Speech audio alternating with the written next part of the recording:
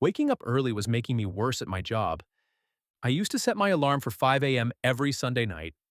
Full conviction. New week, new me. By Wednesday, I was hitting snooze 4 times and running on caffeine and regret. Here's the thing nobody tells you about the 5 a.m. club. The wake time isn't the point. The friction is. Once I actually understood that, I stopped trying to be a morning person and started building a morning that worked for me. For me, that ended up being 6:45. Not 5, not even 6. And I'm getting more done now than I ever did bleary-eyed at 5 a.m. Why 5 a.m. was making things worse. Here's something I didn't know until embarrassingly recently. Your brain doesn't actually wake up when your body does. There's a window right after you open your eyes, can last up to 2 hours, where your brain is still partially in sleep mode. Scientists call it sleep inertia. I call it why I kept sending emails with typos before 7 a.m. Your reaction time is slower. Your focus is worse. You're physically awake, but cognitively, you're still half asleep. And here's where I was making it so much worse. Every morning I'd hit snooze, felt like a mercy. What it actually did was restart my sleep cycle. So instead of gently easing out of that groggy window, I kept resetting back to 0. I was waking up 4 times. The last time was the worst of the 4. Now add chronotypes into this. Your body has a built-in clock, and it's largely genetic.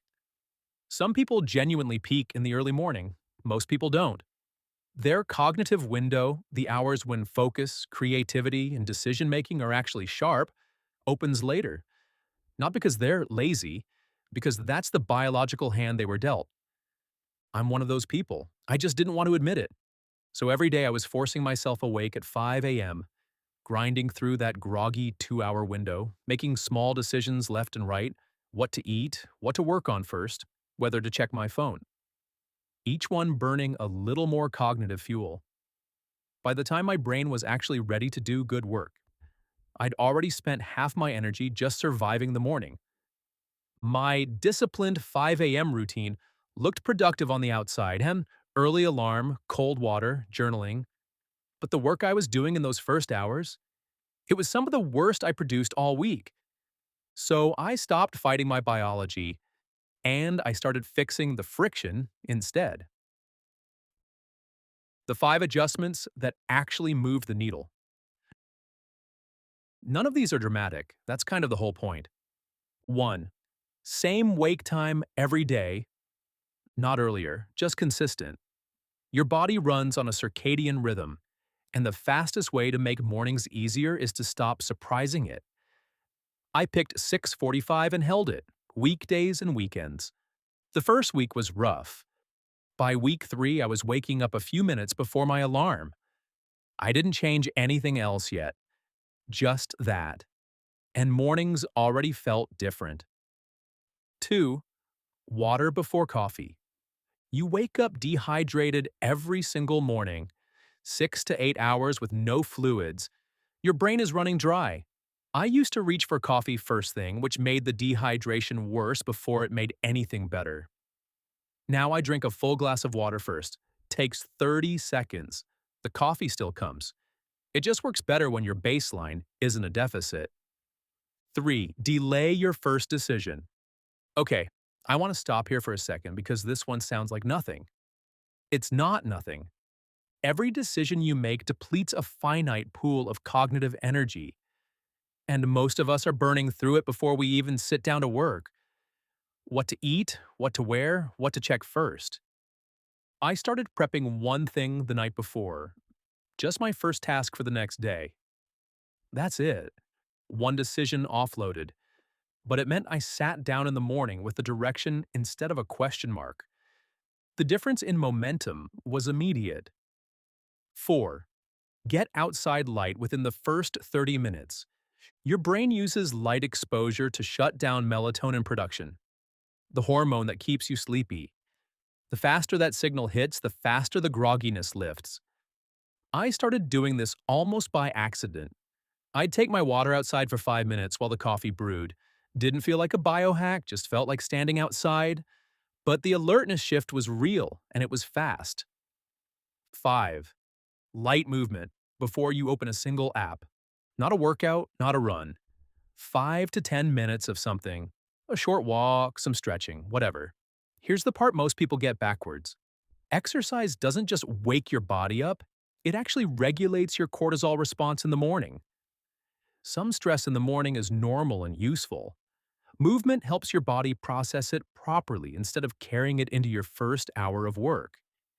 You arrive at your desk alert instead of still waiting to feel human. None of these took more than a few minutes.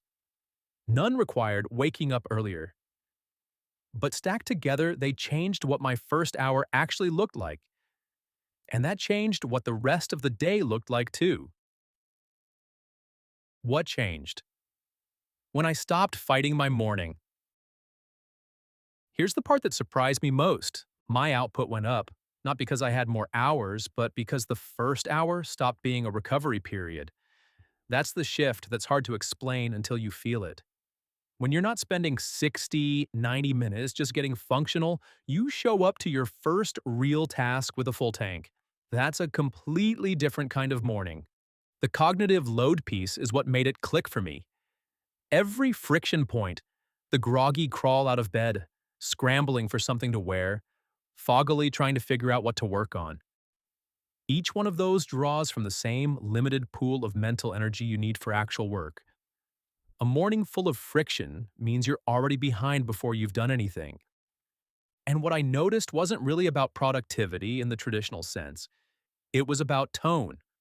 A calm morning sets the direction of the whole day. I was less reactive.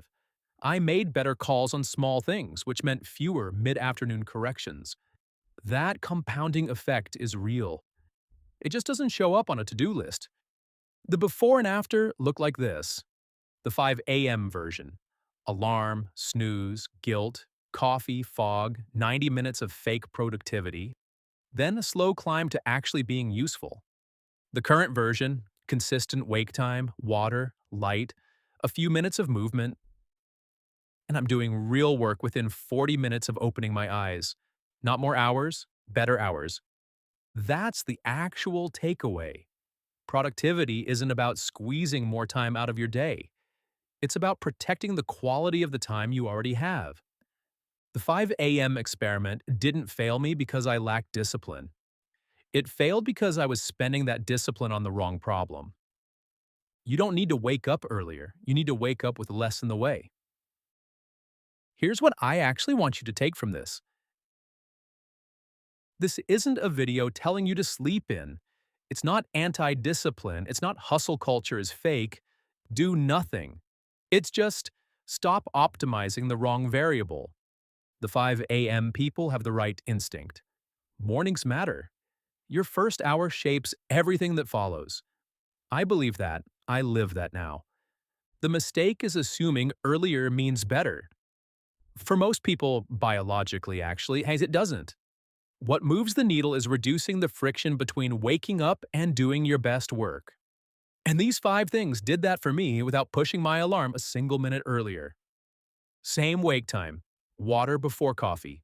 One decision offloaded the night before. Light in the first 30 minutes. Movement before you open anything. That's the whole system. Nothing costs more than 10 minutes. None of it requires becoming a different person. If you try one thing, start with the consistent wake time. That one compounds faster than you'd expect. And drop your wake time in the comments. I'm genuinely curious where people land. If you're a 5 a.m. person and it's working, tell me why. And if you're looking for a strategy to boost your production when your brain feels lazy, check out this video.